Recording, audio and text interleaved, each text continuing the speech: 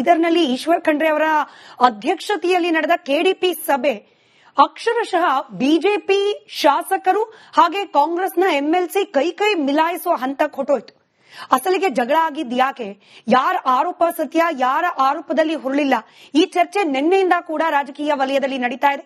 ಎಲ್ಲ ಪ್ರಶ್ನೆಗಳಿಗೆ ಉತ್ತರಿಸಲಿಕ್ಕೆ ಖುದ್ದು ಹುಮ್ನಾಬಾದ್ನ ಎಂಎಲ್ಎ ಆದ ಸಿದ್ದು ಪಾಟೀಲ್ ಅವರು ನಮ್ಮ ಜೊತೆ ನೇರ ಸಂಪರ್ಕದಲ್ಲಿದ್ದಾರೆ. ಸರ್ ನಮಸ್ಕಾರ, ಕಾರ್ಯಕ್ರಮಕ್ಕೆ ಸ್ವಾಗತ. ಮೇಡಮ್ ನಮಸ್ಕಾರ. ಸಿದ್ದು ಪಾಟೀಲ್ ಸರ್, ನಿನ್ನೆ ಏನಾಯ್ತು ಅಂತ ಹೇಳಿ ತಾವು ಯಾವುದೋ ಒತ್ತುವರಿ ಬಗ್ಗೆ ಮಾತನಾಡ್ತಾ ಇದ್ರಿ. ಇದ್ದಕ್ಕಿದ್ದ ಹಾಗೆ ಪಕ್ಕದಲ್ಲೇ ಇದ್ದ ಎಂಎಲ್ಸಿ ಅವರು ಬರ್ತಾರೆ, ನಿಮ್ಮ ಕೊರಳು ಪಟ್ಟಿ ಹಿಡಿಯೋ ಪ್ರಯತ್ನ ಮಾಡ್ತಾರೆ, ನೀವು ರೆಸಿಸ್ಟ್ ಮಾಡ್ತೀರಿ. ಆಕ್ಚುಲಿ ಜಗಳ ಕಾರಣ ಏನು ಮೂಲಭೂತವಾಗಿ? ಮೇಡಮ್ ತಾವು ನೋಡಬಹುದು, ಏನು ಜಿಲ್ಲೆಯ ಪ್ರಗತಿಯ ಬಗ್ಗೆ ನಮ್ಮ ಜಿಲ್ಲಾ ಉಸ್ತುವಾರಿಯ ಸಚಿವರ ಅಧ್ಯಕ್ಷತೆಯಲ್ಲಿ ಪ್ರತಿ 3-4 ತಿಂಗಳಿಗೊಮ್ಮೆ ಈ ಕೆಡಿಪಿ ಸಭೆಯನ್ನು ಆಯೋಜಿಸಲಾಗಿತ್ತು. ಅದೇ ನಿನ್ನೆನೂ ಕೂಡ ಅಧ್ಯಕ್ಷರ ಒಂದು ಅಪ್ಪಣೆ ಮೇರೆಗೆ ಈ ಒಂದು ಜಿಲ್ಲಾ ಕೆಡಿಪಿ ಸಭೆಯಲ್ಲಿ ಏನು ಪ್ರಾರಂಭವಾಗಿತ್ತು ಕೆಡಿಪಿ ಸಭೆ, ಅವಾಗೆ ಅನುಪಾಲನಾ ವರದಿ ಬಗ್ಗೆ ಮಾತಾಡ್ತಾ ಇದ್ದೆವು. ನಾನು ಕಳೆದ ಒಂದು ಕೆಡಿಪಿ ಸಭೆಯಲ್ಲಿ ಕೂಡ ನನ್ನ ಅಧ್ಯಕ್ಷರಿಗೆ 2 ಪ್ರಶ್ನೆಗಳನ್ನು ಕೂಡ ಕೇಳಿದೆ. ಆ ಒಂದು ಕೆಡಿಪಿ ಪ್ರಶ್ನೆ ಕೇಳಿದ ಒಂದು ರೈಟಿಂಗ್ ನಲ್ಲಿ ಅವರು ಕೂಡ ಕೊಟ್ಟಿದ್ರು, ಆದ್ರೆ ನನಗೆ ಸಹಮತಿ ಇರಲಿಲ್ಲ ಅದರ ಬಗ್ಗೆ. ನಾನು ಅಧ್ಯಕ್ಷರಿಗೆ ಕೇಳಿದೆ, ತಾವೇನಿದು ಆನ್ಸರ್ ಮಾಡಿದ್ರಿ, ಇದು ಸರಿಯಾಗಿದ್ದಿಲ್ಲ, ಆದ್ರೆ ಏನ್ ಗೊತ್ತ ನನಗೆ ಸರಿಯಾದಂತ ಉತ್ತರ ಕೊಡಿ ಅಂತ ನಾನು ಅಧ್ಯಕ್ಷರ ಹತ್ರ ಮನವಿ ಮಾಡಿದೆ.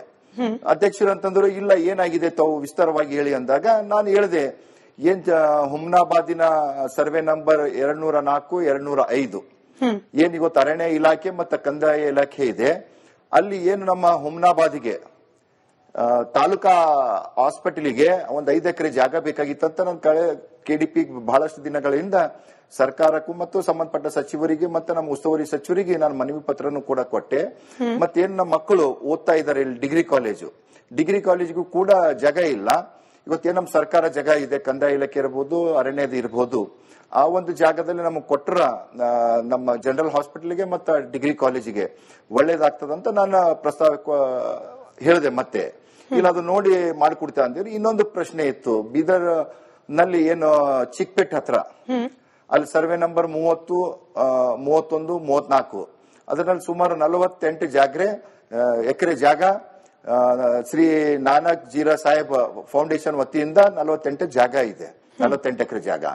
ಆ ಒಂದು ಲೇಔಟ್ ಮಾಡಿದ್ದಾರೆ ಮೇಡಮ್. ಅದು ಇವತ್ತು ಆ ಒಂದು ಲೇಔಟ್ ಕಾನೂನು ಬಾಹಿರವಾಗಿದೆ ಅಂತ ಬಹಳಷ್ಟು ಜನರು ನನ್ನ ಹತ್ರ ಬಂದು ಹೇಳಿದಾಗ ನಾನು ಅದ್ರ ಬಗ್ಗೆ ಮಾನ್ಯ ಸಚಿವರಿಗೆ ಮತ್ತು ನಮ್ಮ ಜಿಲ್ಲಾಧಿಕಾರಿಗಳಿಗೆ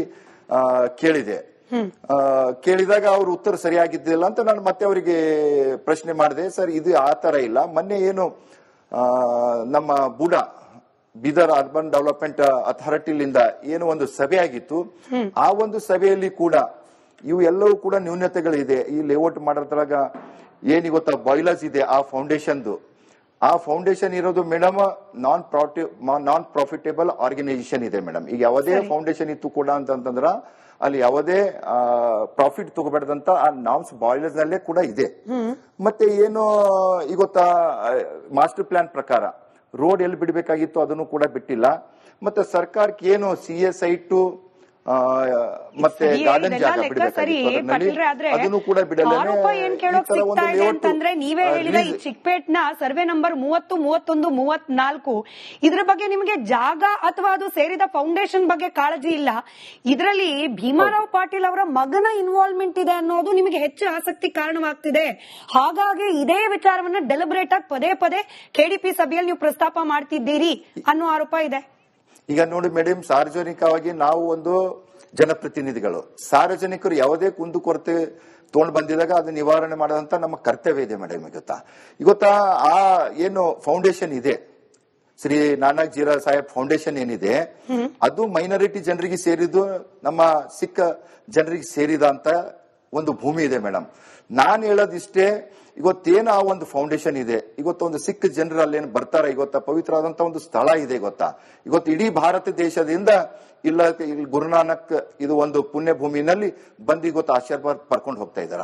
ಆ ಇದ್ದಂತ ಜನರಿಗೆ ಸೌಲಭ್ಯಗಳನ್ನು ಮಾಡ್ಲಿ ಮೇಡಮ್, ಅದ್ರೊಳಗೆ ಏನ್ ತಪ್ಪಿದೆ? ಅದೇನ್ ಬ್ಯಾಡ್ ಅಂತ ಇದ್ದೆವು. ನಾನು ಹೇಳೋದೇನು, ಆ ಫೌಂಡೇಶನ್ ಜಾಗ ಫೌಂಡೇಶನ್ ಕಿರ್ಲಿ, ಇದ್ರಲ್ಲಿ ಲಾಭದಾಯಕ ಲೇಔಟ್ ಮಾಡಿ ಎಲ್ಲರಿಗೆ ಮಿಕ್ಸ್ ಅಪ್ ಮಾಡ್ಕೊಂಡು ಅದನ್ನಲ್ಲಿ ಯಾಕೆ ಲಾಭದಾಯಕ ತಗೋತಾ ಇದ್ದಾರೆ? ಅದು ತಪ್ಪಿದೆಯಲ್ಲ ಮೇಡಮ್. ಅದು ಆ ಜನರಿಗೂ ಕೂಡ ಅನ್ಯಾಯ ಆಗ್ತಾ ಇದೆ. ಆ ಜನರಿಗೆ ನ್ಯಾಯ ಕೊಡಿಸುವಂತ ಕಾರ್ಯ ನಾವು ಮಾಡಬೇಡದ ಗೊತ್ತಾ ಮೇಡಮ್? ಲಾಭ ಯಾರು ತಗೊಳ್ತಿರೋದು? ಇವತ್ತು ನೋಡಿ ಏನ್ ಇವತ್ತ ಅದರ ಅಧ್ಯಕ್ಷ ಇರ್ಬೋದು, ಮತ್ತೆ ಅದರಲ್ಲಿ ಯಾರ್ಯಾರು ಈಗ ಅದರಲ್ಲಿ ತಾವು ನೋಡ್ಕೋಬಹುದು. ಅದು ನಾನು ನಿಮಗೆ ಡಾಕ್ಯುಮೆಂಟ್ಸ್ ನನ್ನ ಹತ್ರ ಇದೆ, ಕೊಡ್ತೀನಿ. ಇವತ್ತು ಮಾಜಿ ಸಚಿವರಾದಂತ ರಾಜಶೇಖರ್ ಪಾಟೀಲ್ ಅವರು ಸುಪುತ್ರರಾದಂತ ಅಭಿಷೇಕ್ ಪಾಟೀಲ್ ಅವರು ಕೂಡ ಅದರಲ್ಲಿ ಡಿಡಿ ಕೊಟ್ಟಿದ್ದಾರೆ. ಇವತ್ತಾ ನನಗೂ ಕೂಡ ನಾನು ಮಾಹಿತಿ ತಗೊಂಡಿದ್ದ, ಅವರು ಕೊಟ್ಟರು. ಇವರು ರಾಜಕೀಯ ಒಂದು ವ್ಯಕ್ತಿಗಳಾಗಿ ಆ ಫೌಂಡೇಶನ್ ಅಲ್ಲಿ ಯಾಕೆ ಇದು ಮಾಡ್ಕೋಬೇಕು ಅವರು? ಅದರಲ್ಲಿ ನಿಮಗ್ ಕೋಪ ಬರ್ಲಿಕ್ಕೆ ಅಥವಾ ನೀವು ಪದೇ ಪದೇ ಈ ವಿಚಾರ ಪ್ರಸ್ತಾಪ ಮಾಡೋಕೆ ಕಾರಣನ? ಅಲ್ಲ ಮೇಡಮ್, ಇವತ್ತ ಜನರಿಗೂ ಕೂಡ ನಾವು ನ್ಯಾಯ ಒದಗಿಸುವಂತ ಕಾರ್ಯ ಮಾಡ್ಕೊಂಡು ಹೋಗ್ಬೇಕು ಮೇಡಮ್. ಇವತ್ತು ಸಿಕ್ಕ ಜನರು ನಮ್ಮಲ್ಲಿ ಜಿಲ್ಲೆಯಲ್ಲಿ ಬಹಳಷ್ಟು ಕಮ್ಮಿ ಇದ್ದಾರೆ ಮೇಡಮ್. ಅವರಿಗೆ ಅವರ ಏನ್ ಫೌಂಡೇಶನ್ ಅಂತಂದ್ರೆ ಇವತ್ತು ಒಬ್ಬರದೇ ಇರಲ್ಲ ಆ ಜಾಗ, ಆ ಪೂರಾ ಮೈನಾರಿಟಿ ಸಿಖ್ ಜನರ ಒಂದು ಜಾಗ ಇದೆ ಮೇಡಮ್. ಈಗ ಅದಕ್ಕೆ ಲಾಭದಾಯಕ ಮಾಡ್ಕೊಂಡು ಯಾಕೆ ಆ ಜನರಿಗೆ ಅನ್ಯಾಯ ಮಾಡ್ತಾ ಇದಾರ? ಬೀದರ್ನಲ್ಲಿ ಈಶ್ವರ್ ಖಂಡ್ರೆ ಅವರ ಅಧ್ಯಕ್ಷತೆಯಲ್ಲಿ ನಡೆದ ಕೆಡಿಪಿ ಸಭೆ ಅಕ್ಷರಶಃ ಬಿಜೆಪಿ ಶಾಸಕರು ಹಾಗೆ ಕಾಂಗ್ರೆಸ್ನ ಎಂಎಲ್ಸಿ ಕೈ ಮಿಲಾಯಿಸುವ ಹಂತಕ್ಕೆ ಹೊಟ್ಟೋಯ್ತು. ಅಸಲಿಗೆ ಜಗಳ ಆಗಿದ್ ಯಾಕೆ? ಯಾರ ಆರೋಪ ಸತ್ಯ, ಯಾರ ಆರೋಪದಲ್ಲಿ ಹುರುಳಿಲ್ಲ? ಈ ಚರ್ಚೆ ನಿನ್ನೆಯಿಂದ ಕೂಡ ರಾಜಕೀಯ ವಲಯದಲ್ಲಿ ನಡೀತಾ ಇದೆ. ಎಲ್ಲ ಪ್ರಶ್ನೆಗಳಿಗೆ ಉತ್ತರಿಸಲಿಕ್ಕೆ ಖುದ್ದು ಹುಮ್ನಾಬಾದ್ನ ಎಂಎಲ್ಎ ಆದ ಸಿದ್ದು ಪಾಟೀಲ್ ಅವರು ನಮ್ಮ ಜೊತೆ ನೇರ ಸಂಪರ್ಕದಲ್ಲಿದ್ದಾರೆ. ಸರ್ ನಮಸ್ಕಾರ, ಕಾರ್ಯಕ್ರಮಕ್ಕೆ ಸ್ವಾಗತ. ಮೇಡಮ್ ನಮಸ್ಕಾರ. ಸಿದ್ದು ಪಾಟೀಲ್ ಸರ್, ನಿನ್ನೆ ಏನಾಯ್ತು ಅಂತ ಹೇಳಿ ತಾವು ಯಾವುದೋ ಒತ್ತುವರಿ ಬಗ್ಗೆ ಮಾತನಾಡ್ತಾ ಇದ್ರಿ. ಇದ್ದಕ್ಕಿದ್ದ ಹಾಗೆ ಪಕ್ಕದಲ್ಲೇ ಇದ್ದ ಎಂಎಲ್ಸಿ ಅವರು ಬರ್ತಾರೆ, ನಿಮ್ಮ ಕೊರಳು ಪಟ್ಟಿ ಹಿಡಿಯೋ ಪ್ರಯತ್ನ ಮಾಡ್ತಾರೆ, ನೀವು ರೆಸಿಸ್ಟ್ ಮಾಡ್ತೀರಿ. ಆಕ್ಚುಲಿ ಜಗಳ ಕಾರಣ ಏನು ಮೂಲಭೂತವಾಗಿ? ಮೇಡಮ್ ತಾವು ನೋಡಬಹುದು, ಏನು ಜಿಲ್ಲೆಯ ಪ್ರಗತಿಯ ಬಗ್ಗೆ ನಮ್ಮ ಜಿಲ್ಲಾ ಉಸ್ತುವಾರಿಯ ಸಚಿವರ ಅಧ್ಯಕ್ಷತೆಯಲ್ಲಿ ಪ್ರತಿ 3-4 ತಿಂಗಳಿಗೊಮ್ಮೆ ಈ ಕೆಡಿಪಿ ಸಭೆಯನ್ನು ಆಯೋಜಿಸಲಾಗಿತ್ತು. ಅದೇ ನಿನ್ನೆನೂ ಕೂಡ ಅಧ್ಯಕ್ಷರ ಒಂದು ಅಪ್ಪಣೆ ಮೇರೆಗೆ ಈ ಒಂದು ಜಿಲ್ಲಾ ಕೆಡಿಪಿ ಸಭೆಯಲ್ಲಿ ಏನು ಪ್ರಾರಂಭವಾಗಿತ್ತು ಕೆಡಿಪಿ ಸಭೆ, ಅವಾಗೆ ಅನುಪಾಲನಾ ವರದಿ ಬಗ್ಗೆ ಮಾತಾಡ್ತಾ ಇದ್ದೆವು. ನಾನು ಕಳೆದ ಒಂದು ಕೆಡಿಪಿ ಸಭೆಯಲ್ಲಿ ಕೂಡ ನಾನು ಅಧ್ಯಕ್ಷರಿಗೆ 2 ಪ್ರಶ್ನೆಗಳನ್ನು ಕೂಡ ಕೇಳಿದೆ. ಆ ಒಂದು ಕೆಡಿಪಿ ಪ್ರಶ್ನೆ ಕೇಳಿದ ಒಂದು ರೈಟಿಂಗ್ ನಲ್ಲಿ ಅವರು ಕೂಡ ಕೊಟ್ಟಿದ್ರು, ಆದ್ರೆ ನನಗೆ ಸಹಮತಿ ಇರಲಿಲ್ಲ ಅದರ ಬಗ್ಗೆ. ನಾನು ಅಧ್ಯಕ್ಷರಿಗೆ ಕೇಳಿದೆ, ತಾವೇನಿದು ಆನ್ಸರ್ ಮಾಡಿದ್ರಿ, ಇದು ಸರಿಯಾಗಿದ್ದಿಲ್ಲ, ಆದ್ರೆ ಏನ್ ಇವತ್ತು ನನಗೆ ಸರಿಯಾದಂತ ಉತ್ತರ ಕೊಡಿ ಅಂತ ನಾನು ಅಧ್ಯಕ್ಷರ ಹತ್ರ ಮನವಿ ಮಾಡಿದೆ. ಅಧ್ಯಕ್ಷರು ಅಂತಂದ್ರು, ಇಲ್ಲ ಏನಾಗಿದೆ ತಾವು ವಿಸ್ತಾರವಾಗಿ ಹೇಳಿ ಅಂದಾಗ ನಾನು ಹೇಳಿದೆ, ಏನ್ ಹುಮ್ನಾಬಾದಿನ ಸರ್ವೆ ನಂಬರ್ 204, 205 ಏನ್ ಇವತ್ತು ಅರಣ್ಯ ಇಲಾಖೆ ಮತ್ತೆ ಕಂದಾಯ ಇಲಾಖೆ ಇದೆ, ಅಲ್ಲಿ ಏನು ನಮ್ಮ ಹುಮ್ನಾಬಾದಿಗೆ ತಾಲೂಕಾ ಹಾಸ್ಪಿಟಲ್ಗೆ ಒಂದು 5 ಎಕರೆ ಜಾಗ ಬೇಕಾಗಿತ್ತಂತ ನಾನು ಕೆಡಿಪಿ ಬಹಳಷ್ಟು ದಿನಗಳಿಂದ ಸರ್ಕಾರಕ್ಕೂ ಮತ್ತು ಸಂಬಂಧಪಟ್ಟ ಸಚಿವರಿಗೆ ಮತ್ತೆ ನಮ್ಮ ಉಸ್ತುವಾರಿ ಸಚಿವರಿಗೆ ನಾನು ಮನವಿ ಪತ್ರನು ಕೂಡ ಕೊಟ್ಟೆ. ಮತ್ತೇನು ನಮ್ಮ ಮಕ್ಕಳು ಓದ್ತಾ ಇದ್ದಾರೆ ಇಲ್ಲಿ ಡಿಗ್ರಿ ಕಾಲೇಜ್ಗೂ ಕೂಡ ಜಾಗ ಇಲ್ಲ. ಇವತ್ತೇನು ನಮ್ಮ ಸರ್ಕಾರ ಜಾಗ ಇದೆ, ಕಂದಾಯ ಇಲಾಖೆ ಇರಬಹುದು, ಅರಣ್ಯದ ಇರಬಹುದು, ಆ ಒಂದು ಜಾಗದಲ್ಲಿ ನಮಗೆ ಕೊಟ್ಟರ ನಮ್ಮ ಜನರಲ್ ಹಾಸ್ಪಿಟಲ್ಗೆ ಮತ್ತು ಡಿಗ್ರಿ ಕಾಲೇಜಿಗೆ ಒಳ್ಳೇದಾಗ್ತದಂತ ನಾನು ಪ್ರಸ್ತಾವ ಹೇಳಿದೆ. ಮತ್ತೆ ಇಲ್ಲ ಅದು ನೋಡಿ ಮಾಡಿಕೊಡ್ತಾ ಅಂದಿವ್ರಿ. ಇನ್ನೊಂದು ಪ್ರಶ್ನೆ ಇತ್ತು, ಬೀದರ್ ನಲ್ಲಿ ಏನು ಚಿಕ್ಪೇಟ್ ಹತ್ರ ಅಲ್ಲಿ ಸರ್ವೆ ನಂಬರ್ 30, 31, 34 ಅದರಲ್ಲಿ ಸುಮಾರು 48 ಎಕರೆ ಜಾಗ ಶ್ರೀ ನಾನಕ್ ಜೀರಾ ಸಾಹೇಬ್ ಫೌಂಡೇಶನ್ ವತಿಯಿಂದ 48 ಜಾಗ ಇದೆ, 48 ಎಕರೆ ಜಾಗ. ಆ ಒಂದು ಲೇಔಟ್ ಮಾಡಿದ್ದಾರೆ ಮೇಡಮ್. ಅದು ಇವತ್ತು ಆ ಒಂದು ಲೇಔಟ್ ಕಾನೂನು ಬಾಹಿರವಾಗಿದೆ ಅಂತ ಬಹಳಷ್ಟು ಜನರು ನನ್ನ ಹತ್ರ ಬಂದು ಹೇಳಿದಾಗ ನಾನು ಅದ್ರ ಬಗ್ಗೆ ಮಾನ್ಯ ಸಚಿವರಿಗೆ ಮತ್ತು ನಮ್ಮ ಜಿಲ್ಲಾಧಿಕಾರಿಗಳಿಗೆ ಕೇಳಿದಾಗ ಅವ್ರ ಉತ್ತರ ಸರಿಯಾಗಿದ್ದಿಲ್ಲ ಅಂತ ನಾನು ಮತ್ತೆ ಅವರಿಗೆ ಪ್ರಶ್ನೆ ಮಾಡಿದೆ. ಸರ್ ಇದು ಆ ತರ ಇಲ್ಲ, ಮೊನ್ನೆ ಏನು ನಮ್ಮ ಬೀದರ್ ಅರ್ಬನ್ ಡೆವಲಪ್ಮೆಂಟ್ ಅಥಾರಿಟಿಲಿಂದ ಏನು ಒಂದು ಸಭೆ ಆಗಿತ್ತು, ಆ ಒಂದು ಸಭೆಯಲ್ಲಿ ಕೂಡ ಇವು ಎಲ್ಲವೂ ಕೂಡ ನ್ಯೂನತೆಗಳಿದೆ. ಈ ಲೇಔಟ್ ಮಾಡೋದ್ರಾಗ ಏನ್ ಗೊತ್ತಾ ಬಾಯ್ಲರ್ಸ್ ಇದೆ, ಆ ಫೌಂಡೇಶನ್ ಇರೋದು ಮೇಡಮ್ ನಾನ್ ಪ್ರಾಫಿಟೇಬಲ್ ಆರ್ಗನೈಸೇಷನ್ ಇದೆ ಮೇಡಮ್. ಈಗ ಯಾವುದೇ ಫೌಂಡೇಶನ್ ಇತ್ತು ಕೂಡ ಅಂತಂದ್ರ ಅಲ್ಲಿ ಯಾವುದೇ ಪ್ರಾಫಿಟ್ ತಗೋಬೇಡದಂತ ಆ ನಾಮ್ಸ್ ಬಾಯ್ಲರ್ಸ್ ನಲ್ಲೇ ಕೂಡ ಇದೆ. ಮತ್ತೆ ಏನು ಈಗ ಗೊತ್ತಾ ಮಾಸ್ಟರ್ ಪ್ಲಾನ್ ಪ್ರಕಾರ ರೋಡ್ ಎಲ್ಲಿ ಬಿಡಬೇಕಾಗಿತ್ತು ಅದನ್ನು ಕೂಡ ಬಿಟ್ಟಿಲ್ಲ. ಮತ್ತೆ ಸರ್ಕಾರಕ್ಕೆ ಏನು CS ಸೈಟು ಮತ್ತೆ ಸರಿ ಗಾರ್ಡನ್ ಹೇಳಿದೆಲ್ಲ ಜಾಗ ಲೆಕ್ಕ ಸರಿ ಬಿಡಬೇಕಾಗಿತ್ತು ಪಾಟೀಲ್ರೆ, ಆದ್ರೆ ಅದನ್ನು ಕೂಡ ಬಿಡಲೇನೆ ಆರೋಪ ಏನ್ ಕೇಳೋಕ್ ಈ ತರ ಸಿಗ್ತಾ ಒಂದು ಇದೆ layout, ಅಂತಂದ್ರೆ ನೀವೇ ಹೇಳಿದ ಈ release- ಚಿಕ್ಪೇಟ್ನ ಸರ್ವೆ ನಂಬರ್ 30, 31, 34 ಇದ್ರ ಬಗ್ಗೆ ನಿಮಗೆ ಜಾಗ ಅಥವಾ ಅದು ಸೇರಿದ ಫೌಂಡೇಶನ್ ಬಗ್ಗೆ ಕಾಳಜಿ ಇಲ್ಲ. ಇದರಲ್ಲಿ ಭೀಮಾರಾವ್ ಪಾಟೀಲ್ ಅವರ ಮಗನ ಇನ್ವಾಲ್ವ್ಮೆಂಟ್ ಇದೆ ಅನ್ನೋದು ನಿಮಗೆ ಹೆಚ್ಚು ಆಸಕ್ತಿ ಕಾರಣವಾಗ್ತಿದೆ. ಹಾಗಾಗಿ ಇದೇ ವಿಚಾರವನ್ನ ಡೆಲಿಬ್ರೇಟ್ ಆಗಿ ಪದೇ ಪದೇ ಕೆಡಿಪಿ ಸಭೆಯಲ್ಲಿ ನೀವು ಪ್ರಸ್ತಾಪ ಮಾಡ್ತಿದ್ದೀರಿ ಅನ್ನೋ ಆರೋಪ ಇದೆ.